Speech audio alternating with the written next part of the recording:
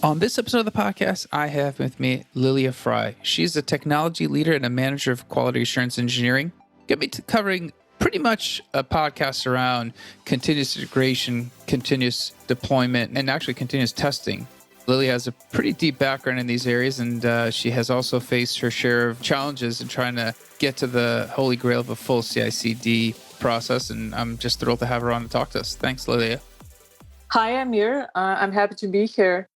I just want to briefly tell you about myself. I've been in IT for the last 24 years in different roles, starting from a web developer and building my own startups on providing web development services and some other delivery services, in all kind of in the realm of using the latest technology to provide services to people or producing products. Also, I've been in lots of leadership roles, and I would like to tell you one thing I noticed just talking to other technology leaders in IT world, that CI/CD has become one of the most topics where people are finding it a little bit difficult to either implement or transition from continuous integration to continuous delivery in using continuous deployment, and not everybody understand what continuous testing is. So that's basically what I would like to talk about today. Awesome. Talk to us a little bit about, maybe let's provide some definition, especially around continuous testing, right? So I know I've talked to people about CI/CD, but talk to us about continuous testing. Continuous testing actually consists of two components. It consists of shift left methodology and shift right. And shift left is when testing takes place after every commit, in either a few times a day or nightly or weekly, and throughout the process. And you do the testing starting from the development dev environment, then going to QA stage, production, and that's in lower environment. And shift right is a method where you test in production. And that's actually companies introduce it later on, where shift left already is being introduced and practiced and it's working well. Then they gradually introduce shift right, continuous testing, where they start with incremental end-to-end test in production for certain scenarios, and of course, smoke testing. And that actually helps companies to reduce any unexpected scenarios and fix bugs early with the shift left and shift right, and make sure that you deliver a high quality product to your customers. And it also helps you to support fast product delivery. Awesome. I guess when you're looking at the evolution of maybe testing, let's start with testing, and you see this, companies have had to shift left and then shift back right in the process. Where does that, like, in terms of when you're looking at the horizon of where testing is going to go from here, what do you anticipate happening? I see that nowadays testers, quality engineers have to really understand what CI/CD, continuous integration, delivering deployment means. You have to know how to use different CI/CD tools like Jenkins, Circle CI, GitLab CI, Azure DevOps, Bamboo. This is like the top most popular ones. This is part of testers' sort of skills it's necessary to have. And also they are becoming a part of DevOps team, because for CI/CD to work and the continuous testing to work, testers have to work closely with DevOps and at the same time with developers. So testing becomes this kind of such an integral part of this continuous delivery of a high quality product. And here's the thing I want to mention about continuous integration. Turns out it was first kind of introduced, the term continuous integration, in 1991.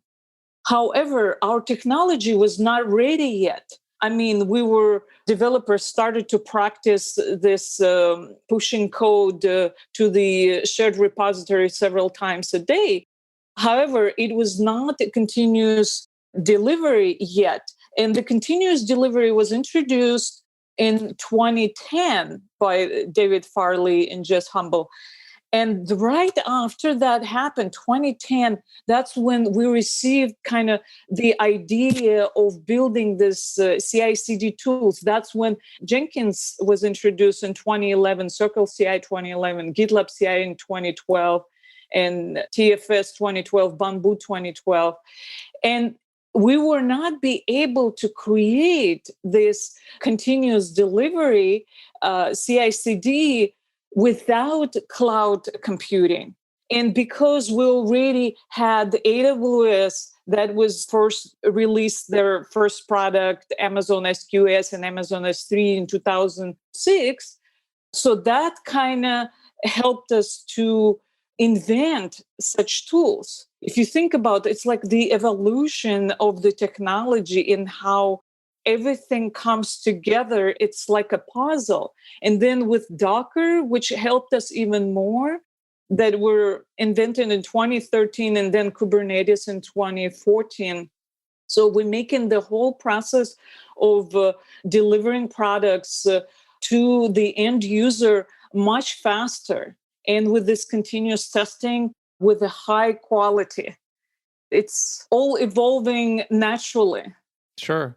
I guess, when you're looking at it, I've had engineering managers on, and we've talked about, obviously quality and speed, right? Velocity. And obviously CI is helping shift some of that, especially just because of the nature of what's happening with testing. Do you see I guess you've spent some time on the QA side as well. When you look at quality versus velocity, are you seeing continuous integration impacting that so that maybe there's less defects, less issues with code that's actually being deployed? And obviously they're being deployed, including the CD component of this. If it's being deployed multiple times per day, the impact isn't, the ramification of one bad release maybe is not as bad as when, as the big bang releases of years ago. Yeah, it helps with, if you deploy multiple times, you do find bugs, and it helps to fix them quickly.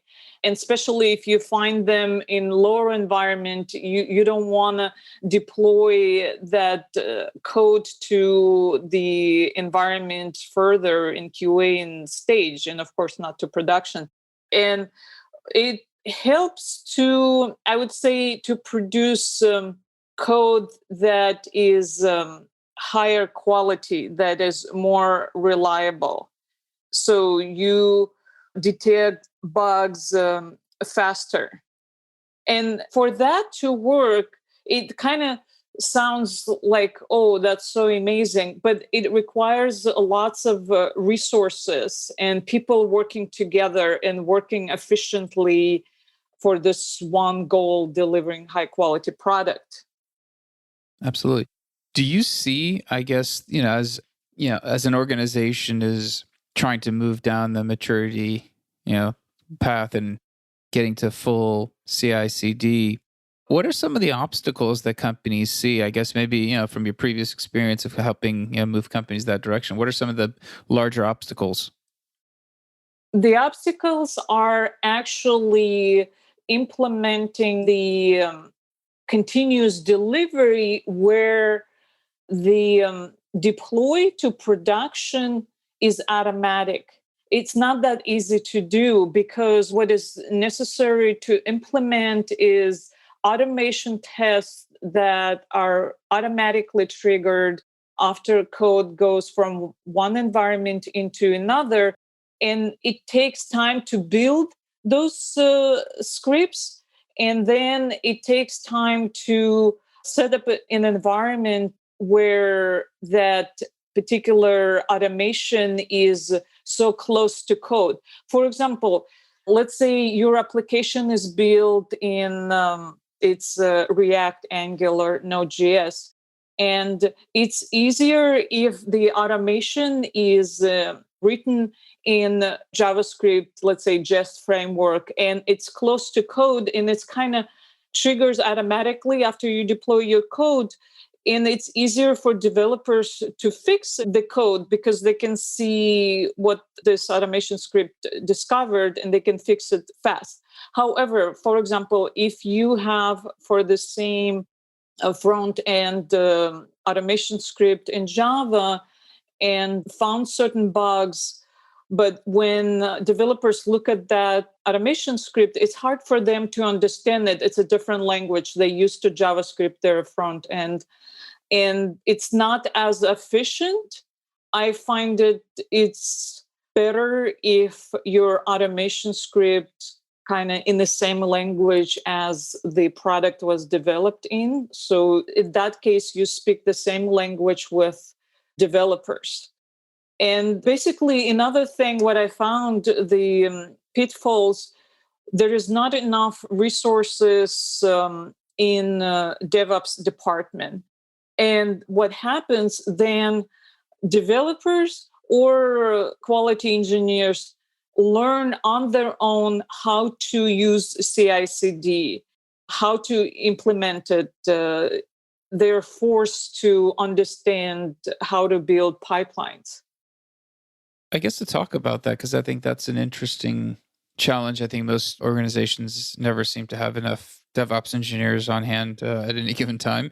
When you're looking at the skill set and you're talking about, let's say QA people and automation professionals are starting to pick up some of these tools, what's the evolving landscape for them? Because obviously they're trying to get closer to what is maybe a DevOps type role in spirit, maybe, because obviously they're trying to help with that continuous integration piece and continuous deployment. How does the skill set shifting?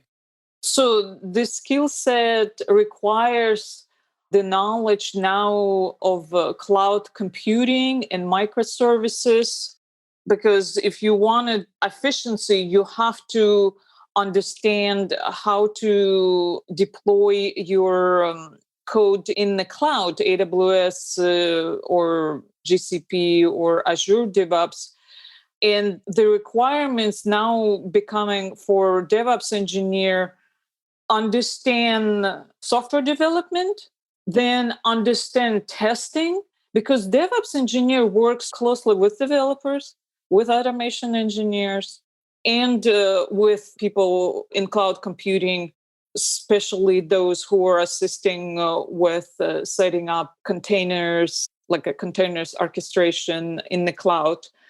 And also they work closely with SRE, the site reliability engineers, who are also implementing continuous monitoring, let's say with New Relic or Datadog.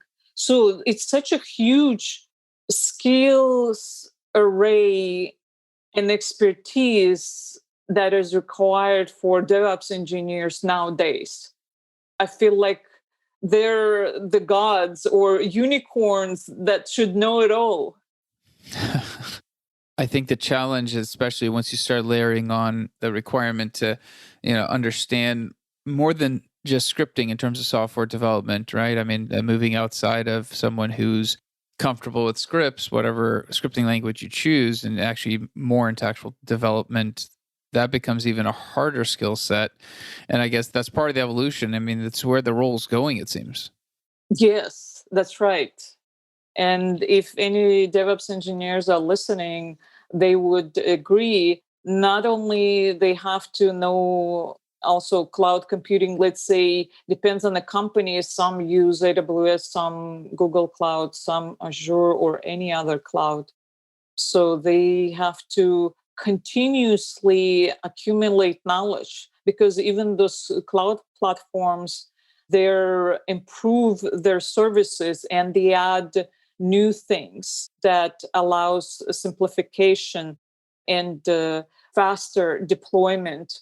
Let's say if we'll take Amazon, for example, they have this EKS, Elastic Container Services, then Elastic Kubernetes Services, and now Fargate, which is even more efficient, more kind of automated, that helps DevOps to use containers for the deployments of the code, moving from one environment into another.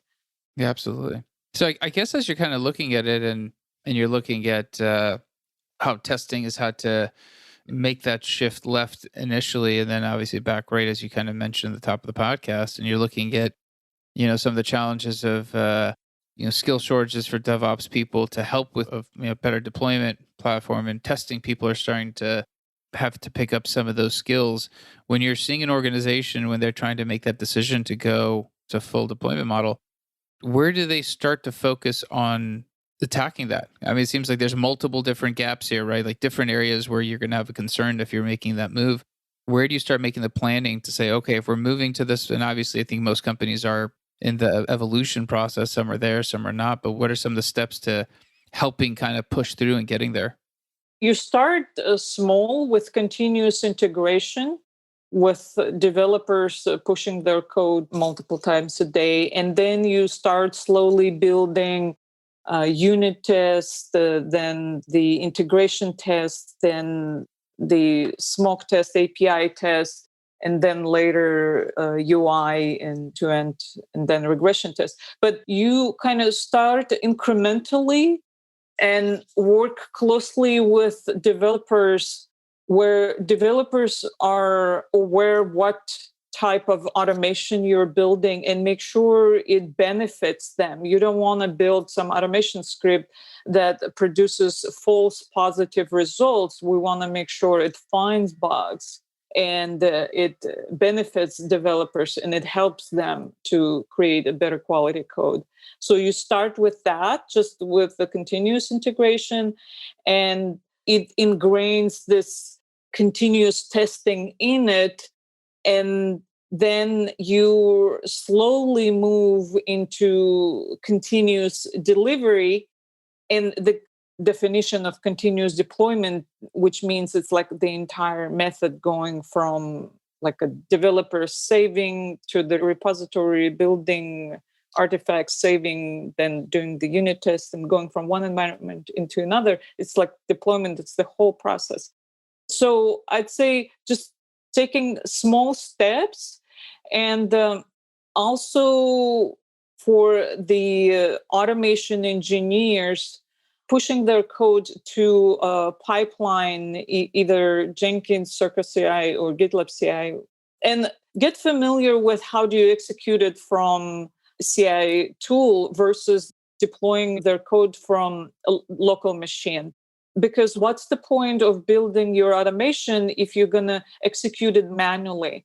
So I'd say when you build the pipeline in a CI tool, and then you're either practices with pushing a button and it's executed, then you set a schedule, put it on schedule, and then you can also set after you set it on schedule, it works well, and then you can set automatic trigger after the code is deployed from one environment into another, or after the every new commit pushed. So it's like a slow process, one step after another. It's worth it because in the end, what happens with continuous delivery, when you have this option, when you can automate your release process, when you automatically release to production, then what happens, it kind of removes that pressure from everybody to gather together to do the release. It kind of removes that tension, and so it gives people time back, to developers, automation engineers, so they can work on perfecting their scripts versus spending time on releasing to production, because the manual release, it's very tedious, and it requires lots of energy and effort. Absolutely. That's fantastic. I think that's some great insight.